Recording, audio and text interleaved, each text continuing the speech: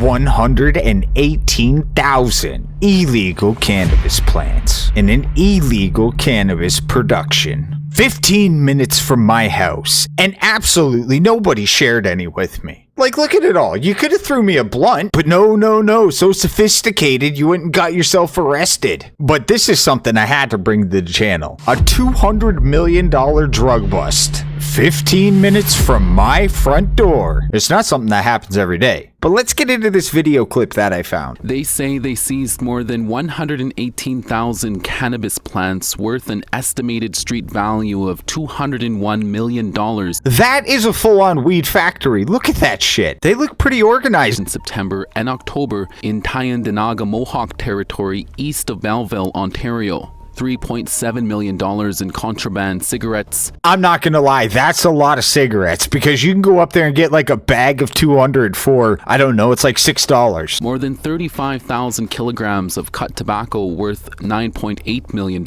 and 3 firearms were also seized. Being on the res, those are probably just for hunting. 24 people have now been arrested and are facing up to 53 charges. 6 people are from Tyendinaga. How could you arrest these two? Weed's right in their name. They should have got a free pass. While the others are from Toronto, Belleville, Windsor, and Duncan, BC. That doesn't surprise me that they have a reach all the way out to BC, because honestly, if you're growing $200 million worth of weed and illegal tobacco, the reach probably goes pretty far. You gotta have somewhere to take it and sell it. You're not doing that in Belleville, I'll tell you that much. Police say the suspects were also involved in the unlawful diversion of water from the Bay of Quinte for the cannabis operation. That kind of makes sense, because you're not gonna want to take it from the tap. There's gonna be a huge bill for that. I suppose you could buy cases of water when they're on sale, but then you're going to need a truck to carry them all, and then someone's going to have to open them all. Then you're going to have one worker that's complaining about blisters on his hands because he's opening water bottles all day. Oh, it'd just be a fucking mess. So yeah, you just steal it from the Bay. The Ontario Provincial Police allege the seizures are part of an organized criminal network that was operating in Mohawk territory, where non-community members were exploiting First Nations land for profit. Absolutely insane story to happen close to my house. And there's a little more details. It wasn't something that happened all over one day. It was a multi-day affair. It looks like it started in September and ran to October. The article says police have seized more than 118,000 cannabis plants, worth an estimated $201 million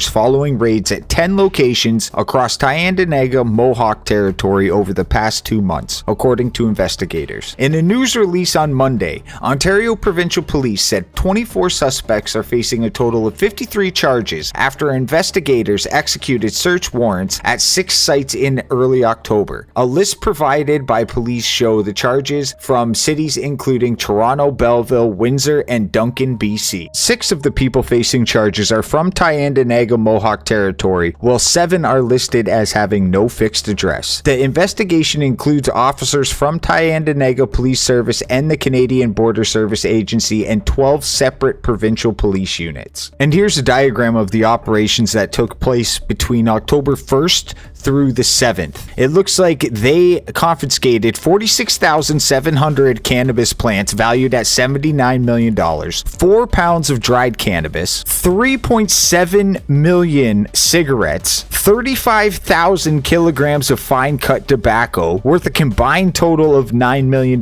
commercial level cigarette production equipment, and numerous items as offense related property valued at approximately $358,400. They also show a map pointing out the locations and showing nice overhead pictures. It honestly looks like a high-tech facility in comparison to grow ops. So just the first week of October, my birthday week on top of that, they got 46,000 plants, a $79 million worth of plants, and almost $10 million worth of cigarettes. That's crazy. And that's not even the entire operation. That would be a crazy bust in itself. But in September, they shut down down 4 farms. The latest arrests and seizures following an investigation in September into an organized criminal network that the OPP alleged was operating cannabis farms on the territory. I mean, I don't think it's alleged anymore. It's fucking there. It has 10 people were charged following those 4 raids on September 23rd and September 24th. 6 of those suspects were not members of the Tyandonega community, police said. And during that investigation, that's where they found out the unlawful diversion of water from the Bay of Quinte. The Tyandonega Police Service said officers also discovered an illegal dumping site with a significant environmental impact, and the local quarry had been depleted, negatively affecting the water table. So they were taking so much water from the area that it lowered the water table. Investigators seized 72,000 plants with an estimated value of $122 million in those raids on those 2 days. That's insane, because anybody who has grown weed knows that number is inflated, because a lot of that is water weight. It's not dried weed. A quote attributed to the acting sergeant Chris Brinklow of the Tyandonega Police Service said the 2 investigations had exposed the extent to which non-community members have exploited our land for profit. In total, 19 suspects who are not members of the community face charges, Brinklow said. These operations have enriched organized crime while